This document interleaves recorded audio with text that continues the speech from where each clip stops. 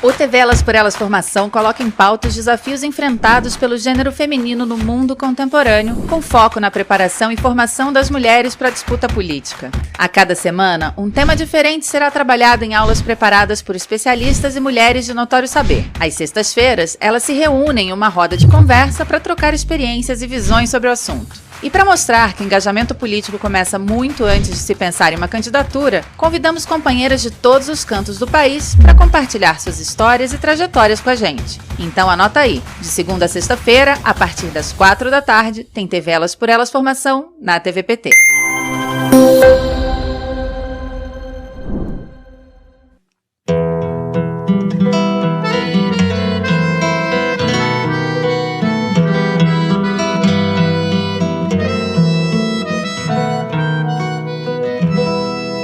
Lugar que é bom pra mim é onde eu quiser estar. A estrela ainda brilha, ela é quem vai me guiar. Ser guerreira é minha sina, batalhando pra vencer. Tenho voz pra ser ouvida, tenho sonhos pra viver. Não vão mais conseguir me anular, me calar. Ninguém vai me impedir de cantar e lutar.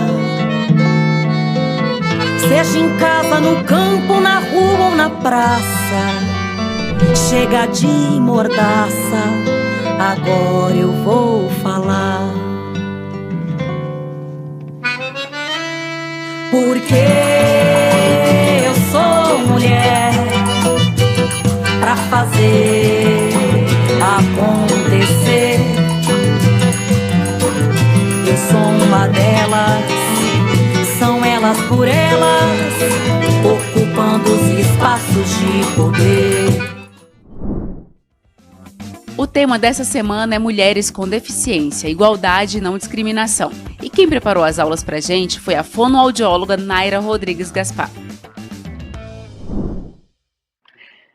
Olá, eu sou Naira Rodrigues Gaspar, eu sou fonoaudióloga de formação, mestra em ensino em Ciências da Saúde pela Universidade Federal do Estado de São Paulo. Eu sou trabalhadora do SUS, sou gestora de um centro de atenção psicossocial infanto-juvenil no município de Santos, no litoral de São Paulo. Sou membro do setorial das pessoas com deficiência do Partido dos Trabalhadores e sou ativista de direitos humanos, da luta antimanicomial, anticapacitista e feminista. Então, quem sou eu? Eu sou uma mulher branca, de cabelos um pouco abaixo dos ombros, eles estão presos para trás. Eu estou sentada numa bancada de trabalho do meu quarto, estou usando um brinco que são 3 folhas penduradas douradas, estou de batom vermelho, eu estou com uma blusa estampada, de decote V, e atrás de mim, talvez dê para perceber um pedaço da minha cama e a parede branca lá do fundo, e à minha direita atrás tem uma parede, uma cortina, e do lado esquerdo um armário. Dito isso, vamos começar a nossa aula sobre mulheres com deficiência e o direito à saúde. Bom, para a gente falar de mulheres com deficiência e de direito à saúde, a gente tem que pensar primeiro do que a gente está falando. Quem são essas pessoas com deficiência que a gente fala? Então, em 2006, foi aprovada na Assembleia Geral das Nações Unidas a Convenção sobre os Direitos das Pessoas com Deficiência, uma convenção internacional de direitos humanos que reuniu 192 países membros da ONU para discutir que novo olhar as pessoas com deficiência iam ganhar a partir dali no campo dos direitos, da garantia de direitos. Notem que a convenção teve participação, além das delegações oficiais dos 192 países, na sua última reunião, de mais de 1.800 pessoas do mundo inteiro, membros de organizações da sociedade civil, incluindo-se aí um número expressivo de pessoas dos movimentos dos sobreviventes psiquiátricos do mundo inteiro. E a convenção foi ratificada no Brasil pelo Decreto Legislativo 186 de 2008 e sancionada pelo presidente Lula em 2009 pelo Decreto Executivo 6949. E o que isso significa? Que a convenção se torna uma emenda constitucional, parte da Constituição brasileira, e passa a fazer parte do arcabouço legal de direitos das pessoas com deficiência, agora na perspectiva do direito humano, tomando como base a Declaração Universal dos Direitos Humanos de 1948. A igualdade entre homens e mulheres, ou seja, a igualdade de gênero, também está lá nos princípios da Convenção. A Convenção, então, tem lá, no seu artigo 3º, os seus princípios. E dentro desses princípios nós temos a igualdade entre homens e mulheres.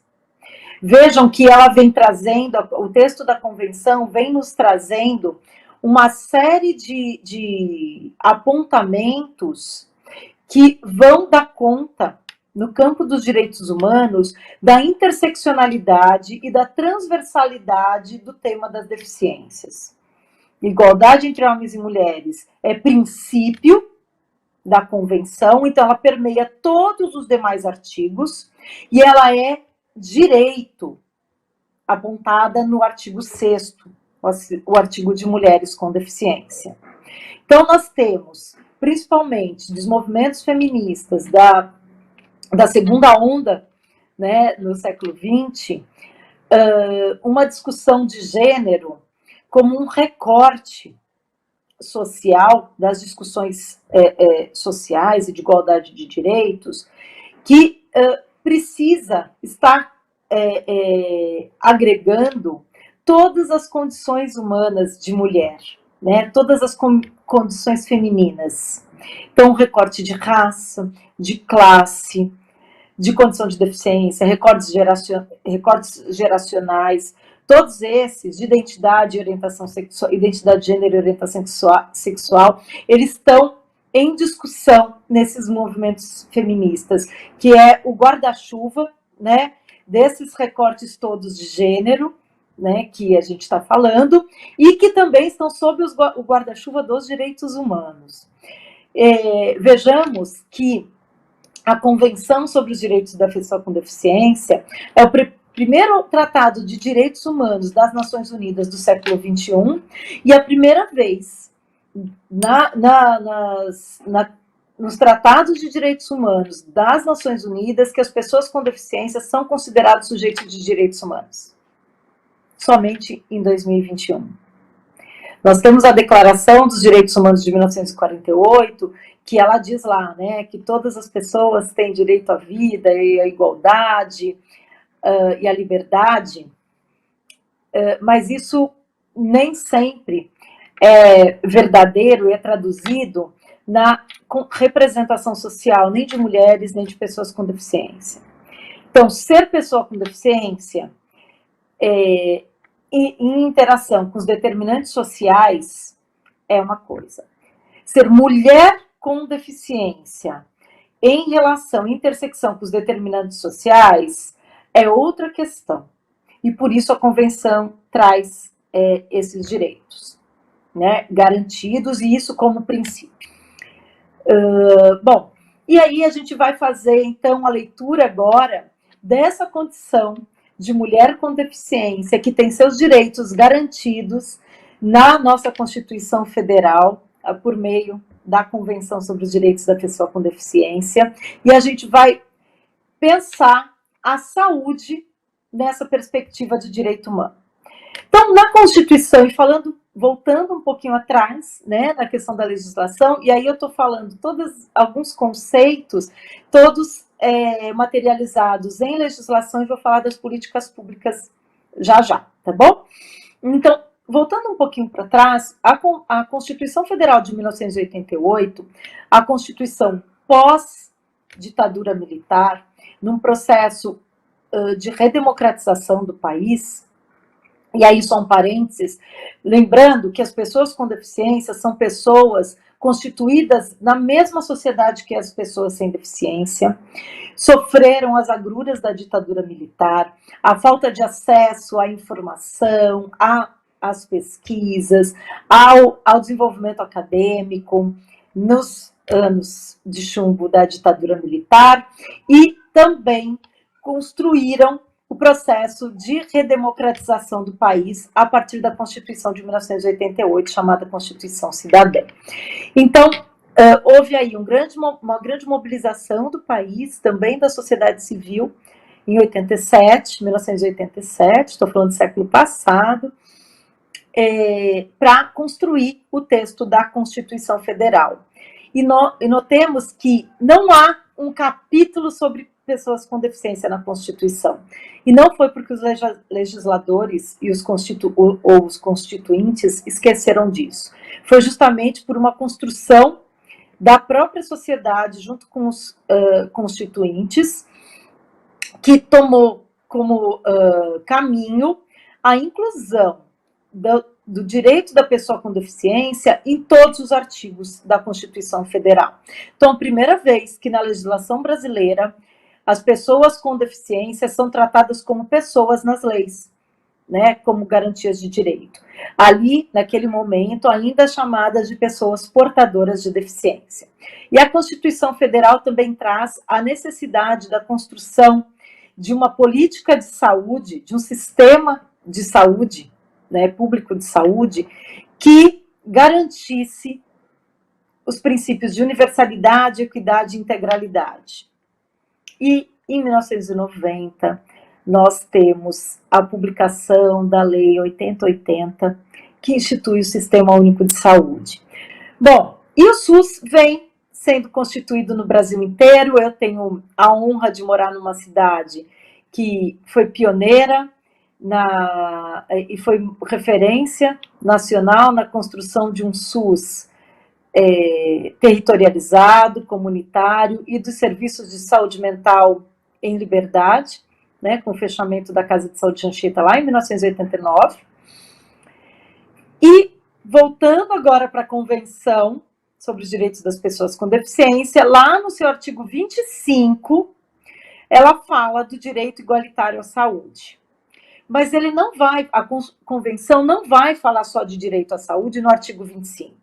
Ela vem falando, inclusive no artigo 6º de mulheres com deficiência, em todos os demais artigos, nos artigos que falam, no 5º que fala de igualdade e não discriminação, no capítulo de direito à vida, à liberdade, à vida comunitária, à vida independente, e vem trazendo os direitos em todos esses artigos, até chegarmos no artigo 25, os recortes, principalmente nos direitos sexuais e reprodutivos das mulheres e das pessoas com deficiência, sobretudo das mulheres com deficiência, ao planejamento familiar, à livre identidade de gênero e orientação sexual, à escolha de ter uma vida sexual ativa, à escolha de constituir família e ter filhos. Então, a Convenção, todos os artigos da Convenção, até o 25º, eles vão trazendo esse recorte, sobretudo nos direitos sexuais e reprodutivos.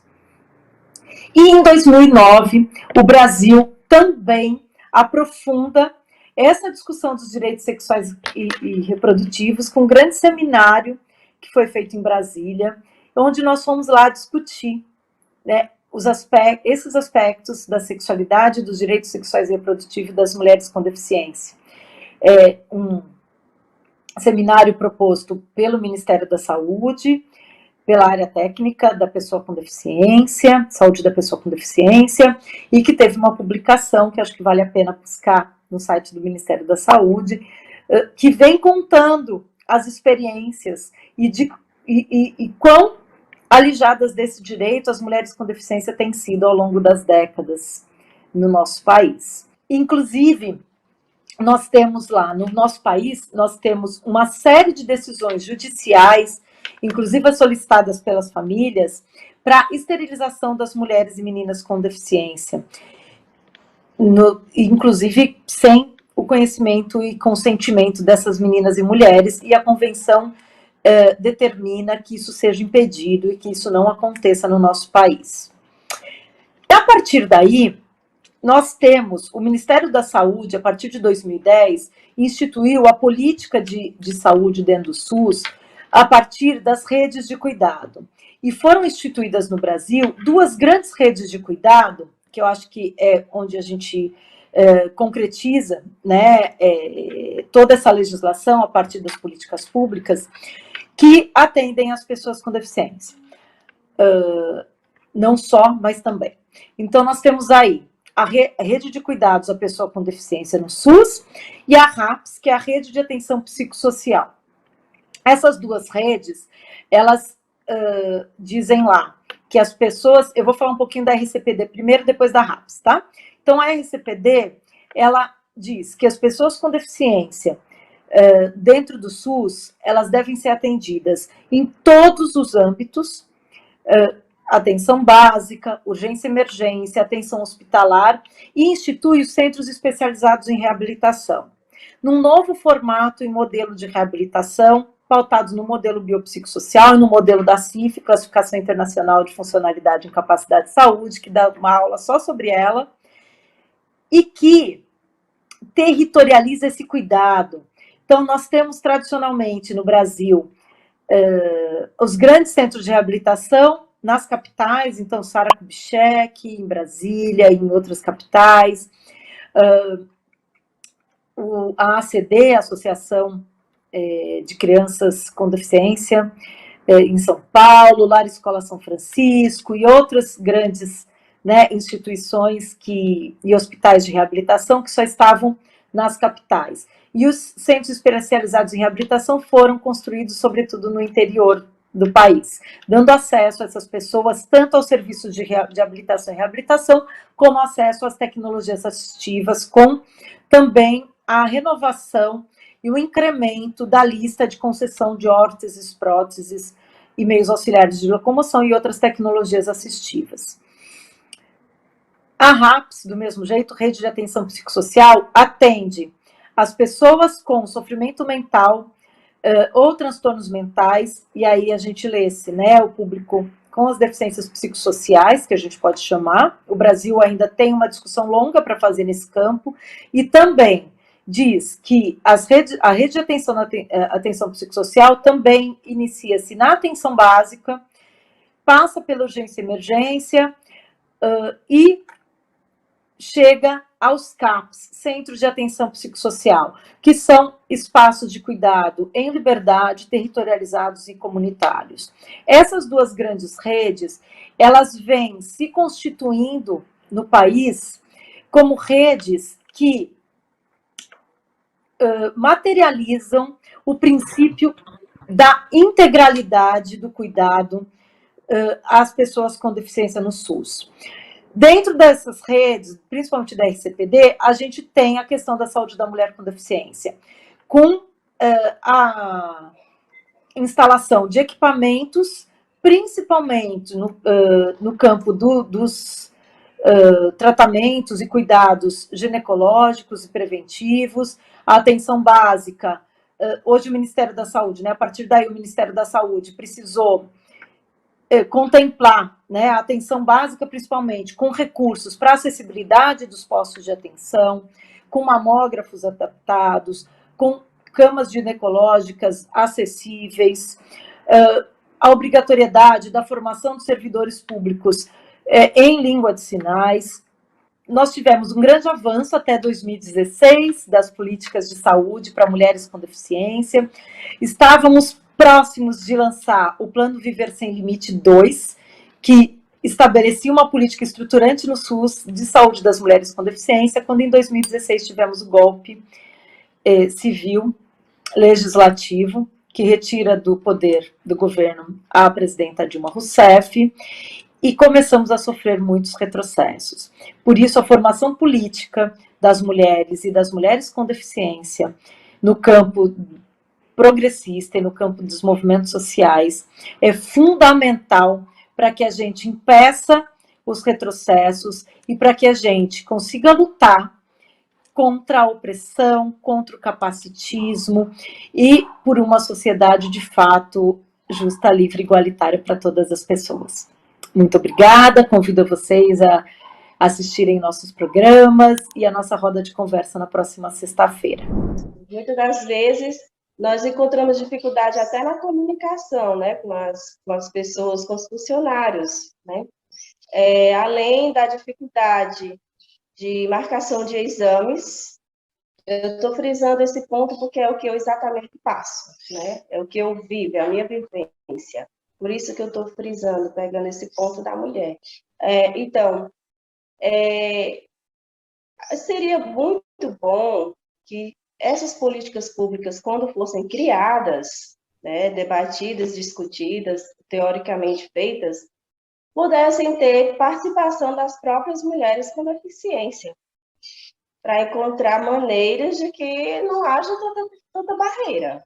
A primeira barreira que eu encontro como pessoa cega, como mulher cega, é a questão do agendamento. Agora tem essa questão do 0800. Foi uma das indagações que eu fiz. Sim, no marco pelo 0800. Para quando? Isso é prioridade? Isso é atendimento prioritário? O fato quando a pessoa tem algum tipo de deficiência, já está dizendo, tem alguma limitação. Então, para corrigir, não é nem corrigir, né? Para que possa haver uma adaptação para aquela limitação, precisa de um estudo prévio com a própria pessoa. De que maneira é que ela pode ser auxiliar? Para que aquela vulnerabilidade dela possa ser atendida com mais facilidade. O diálogo, né, a comunicação acessível, ela derruba muitas coisas, né? Ela faz com que as barreiras sejam derrubadas e a própria solução seja encontrada. Quero falar a questão de constrangimentos, né? Muitas vezes a gente se debate com alguns tipos de constrangimentos que muitas vezes não são nem propositais. Por exemplo, eu posso chegar em um atendimento público de saúde e a pessoa, para tentar me locomover para algum lugar, né, daquela sala, daquele hospital, daquela clínica, simplesmente pega em seu braço e está lhe arrastando. Sente aí. Aí aonde? Aí eu tenho que dizer, basta você me dar o seu braço, eu pego no seu braço, você vai na minha frente, e quando chegar a próxima cadeira, coloque minha mão no braço ou nas costas da cadeira que dá certo. Então, é obrigação minha orientar essa pessoa que não tem esse conhecimento, né? Só que, muitas das vezes, as pessoas não dão tempo para você explicar, para você pedir. Já sai logo puxando. Ou então, se você está com alguém, diz, leva ela para ali. Ela tem quantos anos? Ela mora onde? Ela faz o quê? Como assim, gente? Eu falo. Só sou cega. Eu posso dirigir a mim.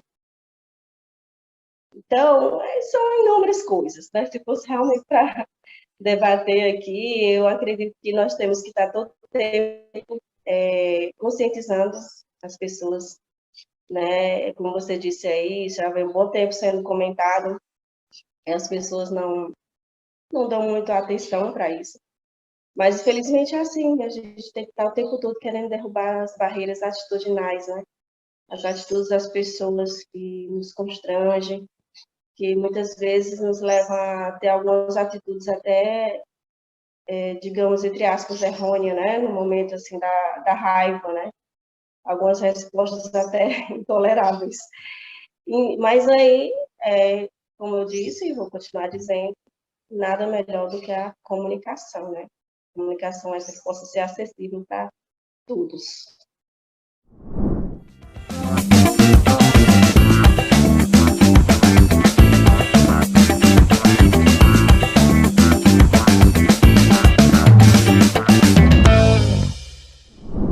Olá, Eu sou Cida Ramos, mulher, mãe, pessoa com deficiência, professora universitária, deputada estadual. Sou filha de um caminhoneiro e uma dona de casa que teve 13 filhos, que queria um filho homem, mas só teve filhas mulheres. Eu venho das lutas estudantis, das lutas sindicais. Eu sou de uma cidade, de um município próximo a João Pessoa, Sapé. E o que me fez entrar na política foi a necessidade, logo cedo, de me compreender como pessoa com deficiência e me localizar no mundo. A universidade, o estudo, uma formação e o conhecimento científico foram fundamentais para que eu pudesse não apenas compreender as relações sociais, mas me entender qual era o meu papel como indivíduo e como coletivo na vida em sociedade.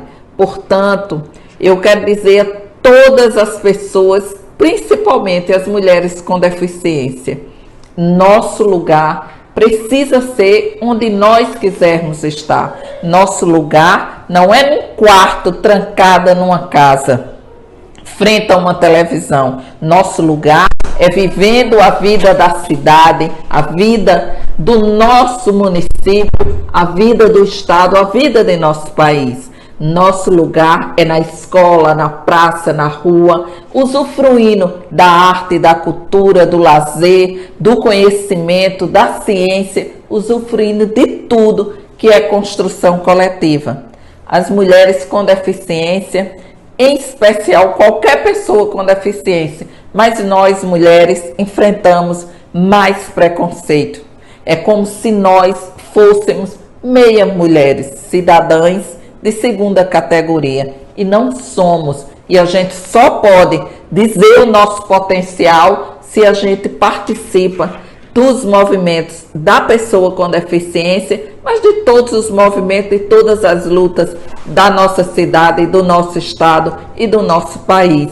Então vem comigo, isso aqui é um convite para que a gente fortaleça o movimento de mulheres com deficiência. Esse é um convite a todas as pessoas com deficiência, para que a gente, que somos quase 18 milhões no Brasil e 1.045.000 na Paraíba, grite numa única voz. O que nos falta são pessoas, poder público e sociedade que reconheça o nosso valor. O que nos falta é gestão pública, porque o problema de não viver a vida da nossa cidade não está em nós, está nas barreiras atitudinais, nas barreiras de acessibilidade, nas barreiras comunicacionais. São várias barreiras, mas somos mais fortes e somos muito, não somos invisíveis.